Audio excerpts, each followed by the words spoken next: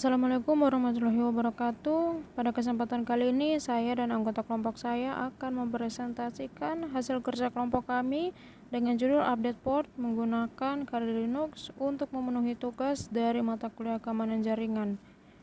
Saya akan memperkenalkan anggota kelompok saya. Yang pertama saya sendiri, Cheryl Tutupoli dengan NIM 202155202044. Dan yang kedua ada Nur Al-Shifaa dengan NIM 202155202039. Dan yang ketiga ada Sania Rahmi Utari dengan NIM 202155202020. Untuk pertama saya akan menjelaskan manfaat port pada server. Yang pertama ada identifikasi layanan. Port membantu mengidentifikasi jenis layanan atau aplikasi yang berjalan di server. Sebagai contoh, layanan web umumnya menggunakan port 80 atau 443, sedangkan layanan email dapat menggunakan port 25 atau 587. Yang kedua, organisasi komunikasi. Port membantu dalam mengatur dan mengorganisir komunikasi antara berbagai aplikasi dan layanan di server. Setiap port memiliki tugas atau fungsi spesifik untuk memastikan bahwa data yang dikirimkan dan diterima sesuai dengan kebutuhan layanan tersebut. Yang ketiga, ada keamanan. Port juga berperan dalam aspek keamanan sistem. Menggunakan port yang tepat dapat membantu mengisolasi dan melindungi layanan yang berjalan di server. Misalnya, port yang tidak diperlukan dapat dinonaktifkan untuk mengurangi potensi serangan atau eksploitasi. Dan yang keempat atau yang terakhir ada multiplexing. Port memungkinkan server untuk melakukan multiplexing, yaitu kemampuan untuk mengelola beberapa koneksi secara bersamaan. Dengan menggunakan port, server dapat membedakan antara koneksi yang berbeda dan memprosesnya secara terpisah. Yang pertama, sebelum kita menjalankan sebuah sistem Linux untuk melakukan remoting access dari port 22 ke port SSH yang lain, kita melakukan instalasi terlebih dahulu, yaitu di sini ada proses instalasi VirtualBox.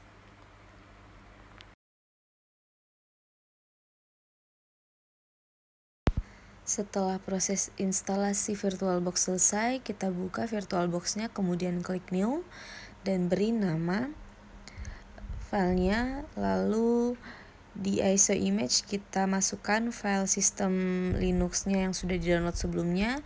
Selanjutnya di sini ada untuk setting base memory dan prosesor. Untuk langkah-langkah berikutnya, penginstalan sistem Linux menggunakan VirtualBox ini. Setelah melewati beberapa tahapan pada VirtualBox, selanjutnya kita menginstal Kali Linux pada VirtualBox. Kemudian kita lengkapi semua tahapan-tahapannya, mulai dari memberi nama, password, memilih bahasa, dan lain-lain. Kemudian kita tunggu proses instalasi sampai selesai.